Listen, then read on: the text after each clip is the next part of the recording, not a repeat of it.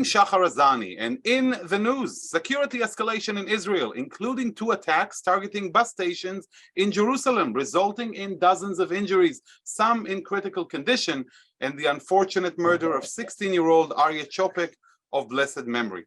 What does it all mean, and where are we headed from here?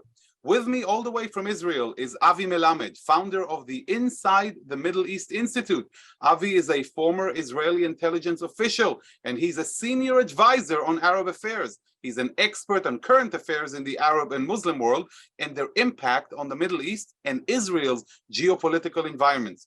His recent book, Inside the Middle East, Entering a New Era, has received high acclaim from executives, journalists, think tanks, and thought leaders across the world, including the Arab world. Avi, thank you so much for joining us on JBS.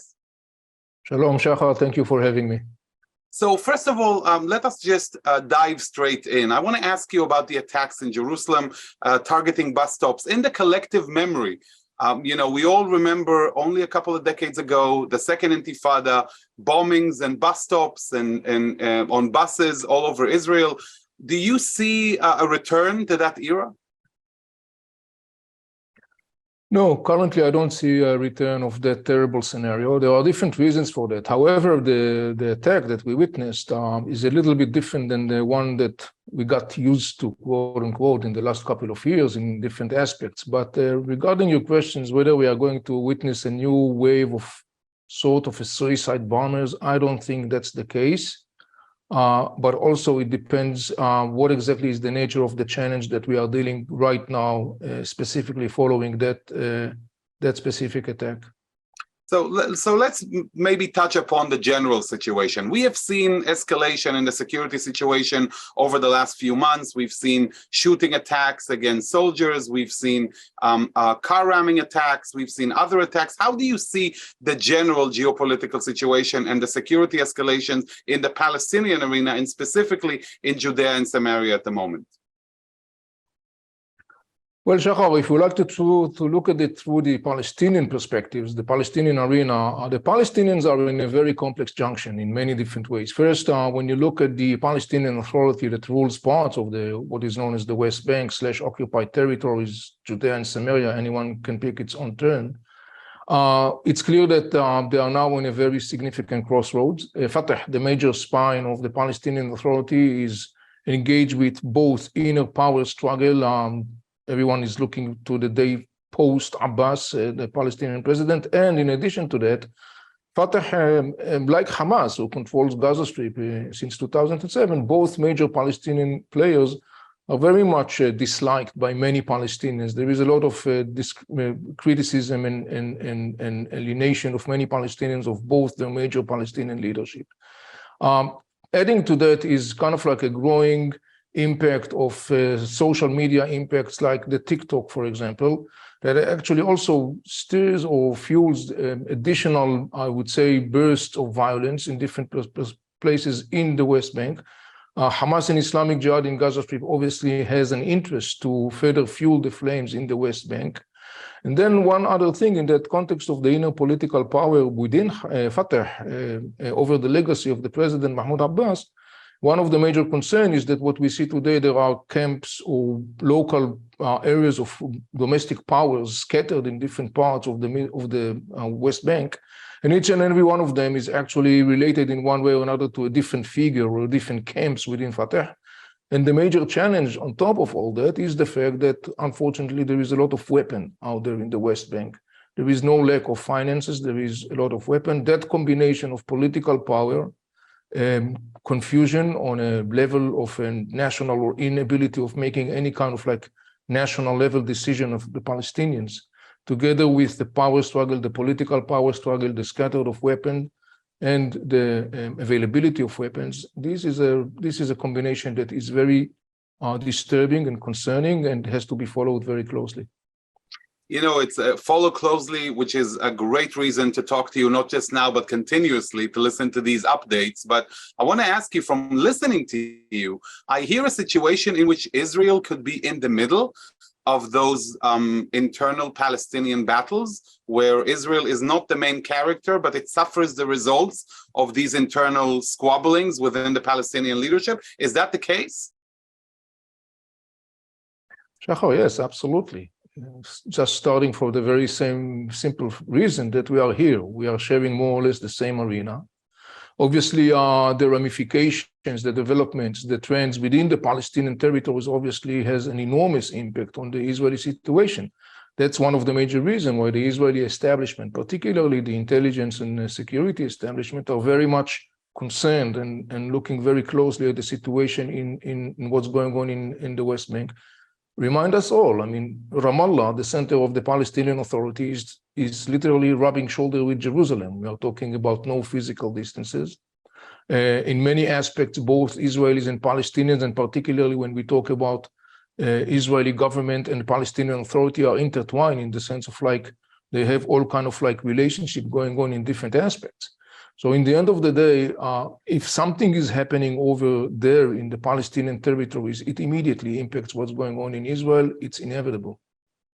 Looking into the recent attacks, the terror attacks against Israel, there are voices within Israel calling the Israeli government, probably the new incoming one, most chances, to launch some sort of an operation against the terror nests in Judea and Samaria, specifically referencing Operation Defensive Shield of 2002. Do you see a reason for conducting such an operation currently in those areas?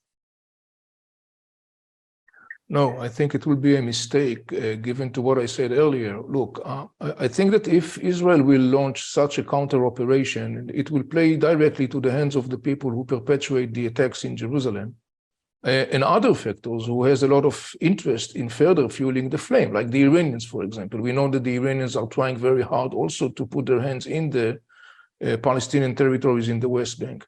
Hamas and Islamic Jihad, maybe ISIS-affiliated local cells also has an interest in that. All of those factors have a lot of interest in further fueling the flames in the West Bank. And if Israel right now will launch some sort of a counter-military operation in the West Bank, that particularly will further destabilize the Palestinian Authority, hence further destabilize the whole situation in the Palestinian territories in the West Bank, which already, to start with, is very shaky. So I think that will be a big mistake to launch such an operation. And I believe that the Israeli military establishment will be totally against such a development. Also, from a political and diplomatic perspective, it will be a mistake given to the current very fragile, I would say, sensitive, delicate transition mode Israel is going through once we're going to see a new government. And as we all know, the new government in Israel and the American administration have some differences of opinions. Right, that's to say the least. I want to mention, you're talking about the shaky security situation within the Palestinian territories and the Palestinian Authority. I want to relate to the incident concerning the kidnapping of the body of 18-year-old Tiran Perot, Israeli Druze teen who along with a friend, had a car crash in those areas. The friend was airlifted to an Israeli hospital, but due to his medical condition, the Tiran was moved to a hospital in Jenin. And apparently at some point with his family in the hospital, groups of armed gangs of Islamic Jihad or others entered the hospital and disconnected him from life support and took away his body. What do you have to say about that incident? That incident is very significant. I'll tell you why. Unfortunately, as you probably know, it is lawful for Israeli citizens to go to the areas that are controlled by the Palestinian Authority, known as the A zones, unless they have a special permits to do that. We know as a fact that many Israeli Arabs are actually going there just for whatever the purpose, and this is totally illegal. And what they are doing is they are jeopardizing themselves. We've seen them more than once. By the way, sometimes also Israeli Jews are doing that. And now what we see is a situation where some local factor in Jenin is basically breaking the rules, sort of speaking, and they are kind of like trying to extort or to use, I'm not sure if the person we are talking about is already passed away or is still alive, it's not clear.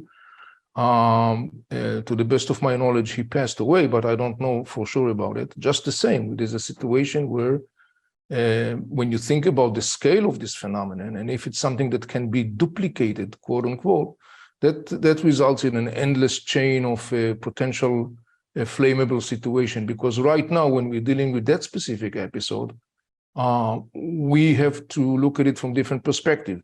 The Palestinian Authority has an interest, of course, to end this episode ASAP, because obviously it put the Palestinian Authority in a very bad situation. Israel cannot actually sit aside and basically accept such a situation. The Palestinians in the West Bank, even if they identify with the factor that committed that kidnap, on the other hand, are going to find themselves facing an Israeli sanctions. So in many different perspectives, each and every time such an episode might take place, you're basically looking at something that could be very flammable, sort of speaking, because if, for example, Israel will decide that it's going to engage in a military operation to retrieve a person, an Israeli citizen that was hijacked or kidnapped, you can understand the flammability potential of that scenario. So in every possible aspect, this is a very delicate scenario, very delicate situation. And the most concerning thing is that it's basically almost endless. Exactly. But where does it put the Palestinian Authority, Avi? Because you keep on focusing on that issue. And I think it's very important for our viewers to really understand that element of what you're saying. You have the Palestinian Authority here, which is basically in the middle in an area which is supposed to be under its jurisdiction. So who do you talk to in such a situation? You have your immediate partner who's supposed to be the Palestinian Authority in charge of that territory. But that's not the reality on the ground. Are they in charge? Well, yes, to a certain extent, yes, they are in charge. I mean, they got the Palestinian security services, you got the Palestinian National Security Forces. They do have the access on the ground. They do have the ability to operate. Sometimes the lack of action is not reflecting lack of ability. It's about something different. It's about political calculation. It's about domestic calculation. But as from a perspective of a pure operational capacity, the Palestinian Authority has the ability and the capacities to operate and to deliver. By the way, there has been more than once incidents when the Palestinian authorities were moving in swiftly and they were acting decisively and basically were preventing further deterioration of a conflict or a very delicate situation on the ground.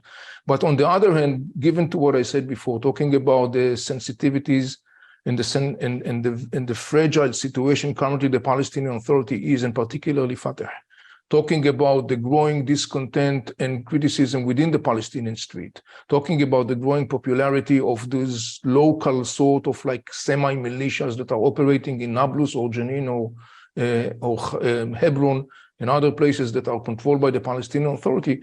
This is all a combination that actually kind of like results in a situation where the Palestinian Authority is very reluctant, to put it this way, to move and to act swiftly, particularly if it may cause some direct military collision between members of the Palestinian Authority and members of those local militias, which very well be the case. Just reminding you, a couple of weeks ago, the Palestinian Authority arrested a Hamas militant in Nablus, and that evoked a direct military collision in Nablus. Nablus became, in the middle of the day, a stage of a fire exchange between the factors involved.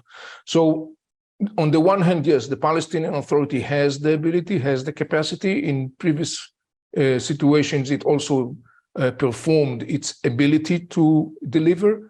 Sometimes it refrains from delivering, not necessarily because of inability to do that, but mostly because of political and domestic calculations. We can hope that in this specific case, the Palestinian Authority will be more decisive in taking care of that issue. You mentioned the Palestinian public's discontent in those areas under the PA's rule. What are the reasons for this discontent? We keep on hearing about, the separation between what's happening in Gaza and Judea and Samaria, between the dire straits of Gazans when it comes to their security situation and their economy, compared to the work permits provided to Palestinians in the West Bank, the relative ease in which Palestinians can cross into Israel and work in Israel, the leniency of the Israeli security establishment towards those areas, the economic boom So what happened that we're seeing such discontent that results in these confrontations, both inner Palestinians and those, as you so wisely indicated, that immediately reflect onto the situation with Israel? Well, Shahar, that's a very good observation. Look, I mean, the two major factors, the Palestinian two major factors, Fatah and Hamas, are in a major collision. They are on a power struggle over who is the one to lead the Palestinian people. Hamas took over Gaza Strip since 2007, violently terminating the rule of the Palestinian Authority. And ever since there is a Palestinian inner split between the Palestinian Authority and Hamas, all the attempts of major Arab leaders, Egypt, Saudi Arabia, UAE, and others to actually end that split, all those attempts basically failed. Now, we know the situation in Gaza Strip today, 2022, 15 years after Hamas took over. Hamas actually took Gaza Strip to a dead-end street. And by the way, Hamas is harshly criticized, not only by the Palestinians, not only by the Palestinians in Gaza, but even not less by most of the Arabs in the Arab world for the role that he plays, the negative role that he plays in Gaza Strip, dragging Gaza Strip into a dead-end street. Fatah in the Palestinian territories in the West Bank is viewed as very corrupted, to a large extent irrelevant, I would even say.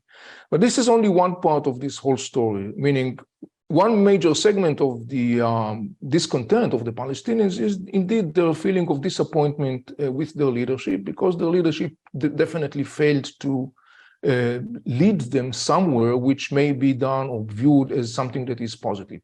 But in that sense, it's not very much different from the previous leadership of the Palestinian, because now it has to do also with another issue, and that is there is an inner complex dialectic process that takes place within the Palestinian people themselves. And the essence of this process is some sort of like what I call a very complex belly dancing, one step forward, two steps backward. What do I mean? On the one hand, Palestinians are very much connected emotionally and politically and culturally to the narrative of the armed resistance, fighting against Israel and so on and so on. So every time that we see a flare of violence between Israel and Gaza Strip, for example, the immediate reactions of the Palestinian is to praise Hamas or to praise Islamic Jihad. Once the dust settles, you could see the change of mood. And then there is a lot of criticism and anger in the Palestinian street about what happened and the Hamas performances. That anger and that frustration reflects the other part of these two steps or belly dancing that I was describing. And that part is the sense that in the end of the day, when Palestinians are kind of like taking back a little bit and separate themselves from the story of this narrative of the armed conflict, they actually ask themselves, where did it lead us to? What are the outcomes? Did it make our situation better? Did it make our future better? The answer is no. So there is a kind of like an inner dilemma, so to speaking, and the Palestinians have to go through as a nation. You know, Avi, what you're saying now is super important, and I want to just focus on this for a minute, because to so many people, all that we see are the handing out of sweets after such attacks and the praising of these bombers or these suicide attacks. But what you're talking about is once the dust settles, you said, there is a real profound discussion within the Palestinian society, and one of disappointment that none of this is actually leading them anywhere. Yes, and beyond that, obviously the inevitable question, okay, if that's not work, what could work? What should we do? What path should we take? And that's, by the way, part of the very complex discussion, not only within the Palestinians themselves, but also between the Palestinians and their brothers in the Arab world. Because the brothers in the Arab world, in the end of the day, actually says to the Palestinians the same thing. They say, look, you have chosen your own leadership. You have either Hamas, you have Fatah. Each one of them has its own path and its own way. You, Palestinian, you have to decide in the end of the day, well, where exactly you want to go. How do you envision your future to be? Are you going to be stuck forever in this tragic loop of violence, which actually leads you nowhere? Or are you going to have some sort of a breakthrough? And this is a very interesting and a delicate discussion that takes place within the Palestinian circles. And obviously, as I said before, it's kind of like a belly dancing. It's one step forward, two steps backward. because it's a very delicate process. It's not an easy process in many perspectives.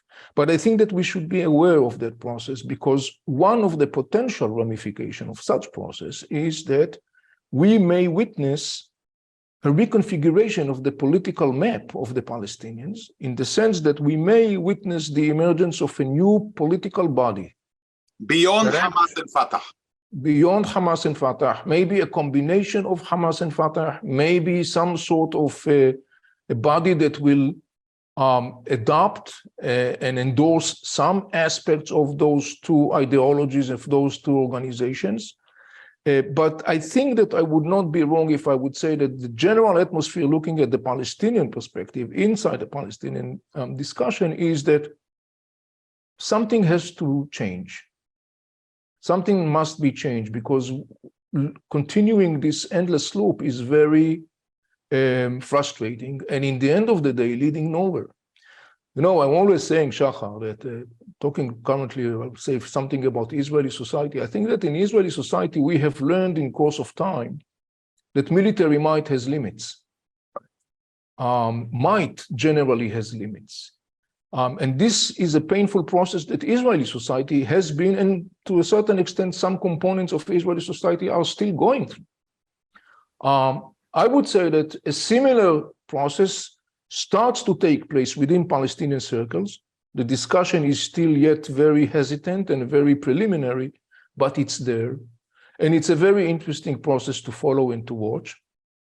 And I would say in that context that while Israeli society has learned that there is a limit to a military might, I think that the major lessons that Palestinians should reflect on is the idea that maybe there is also a limit to victimhood narrative. Right. You know, Avi, you're not just an expert when it comes to Israel and the Palestinians, but you have a grand outlook onto the general Middle East. And I want to ask you, during the past Netanyahu government, we've seen one of the landmark achievements of, you know, building a bridge into the Gulf, Morocco and other Arab countries, building peace or, you know, settlements between agreements between Israel and those countries separate from the Palestinians, thus undermining the notion that first Palestinians, then the Arab world.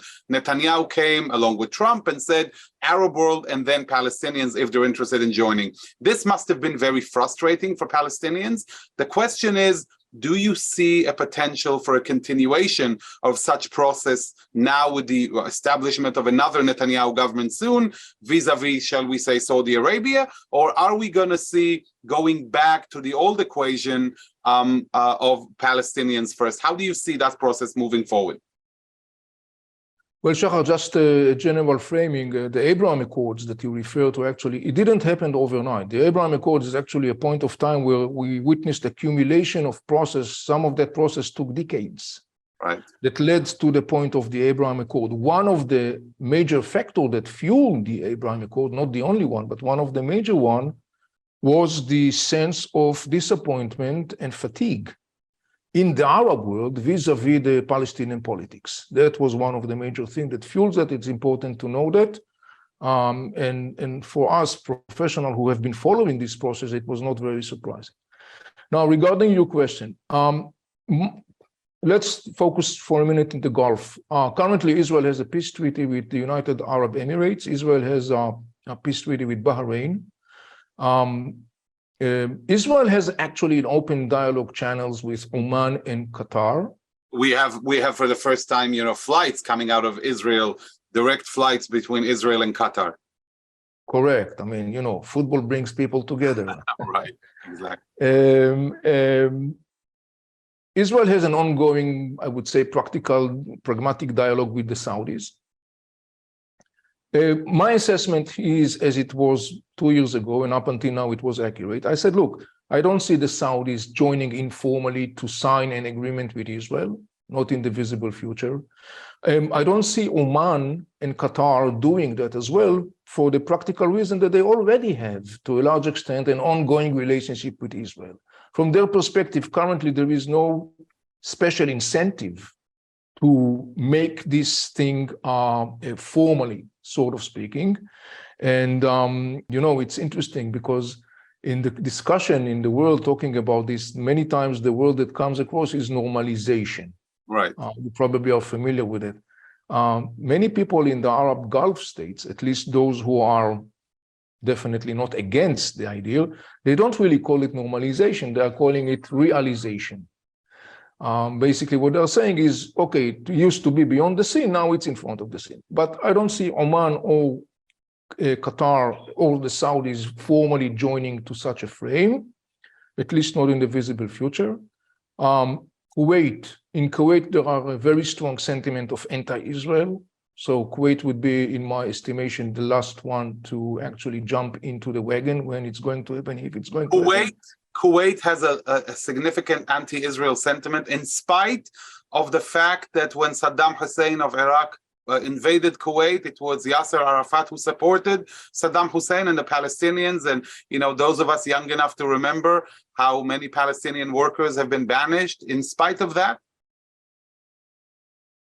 Yes, Shahar, welcome to the Middle East politics. That's correct. But in Kuwait, there are very strong anti-Israel sentiments. I know personally of a couple of people who are in Kuwait who are very much advocating for a normalization of relationship with Israel. Those people are facing personal intimidation by the regime, by the authorities. In Kuwait, there is a strong anti-Israel sentiment. And as I said, Kuwait, to the best of my understanding, if at some point down the road, I don't see that happening today, but if sometime down the road, we're going to see formal joining of Qatar or Oman, Kuwait would be the last in line. Sorry. No, go ahead. I just want to go back because we're reaching the end, and I'm sure, as you can see and our viewers can sense, I can go on with you for hours. I just want to ask you, in light of the escalation in Israel, just to going back to this region, what do you think the new Israeli government should do, or maybe shouldn't do, in order to de-escalate the security inflammation in the Judea and Samaria, and of course vis-a-vis Gaza and elsewhere? What would you recommend? Well, my first recommendation will be to any government, is to acknowledge reality. We are facing a very complex reality, regardless of any ideology that one may have, either a left side or a right side, whatever. We are facing a very complex reality, and that complex reality requires us to recognize that, to understand the factors involved, to identify very clearly our interest, and to prioritize our interest. I would say that any operative or any practical decision and move that has to be done on the ground, and there are many moves that has to be done on the ground, not necessarily from a military perspective, but each and every one of those moves have to be very thoroughly calculated, not only in the context of the inner circle of the conflict, not only in the context of the inner Israeli politics, but also in the context of the changing region and the changing global arena.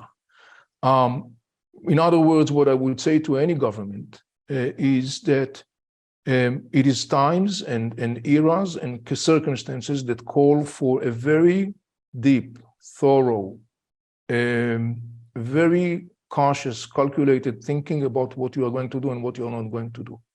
And it's in the end of the government, in the end of the day, to dictate that pace and that direction.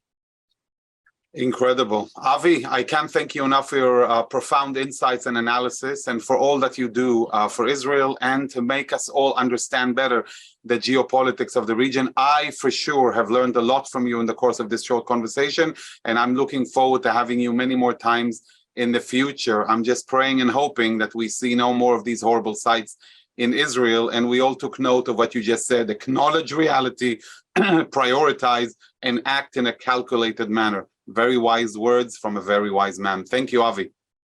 Thank you, Shahar, for having me.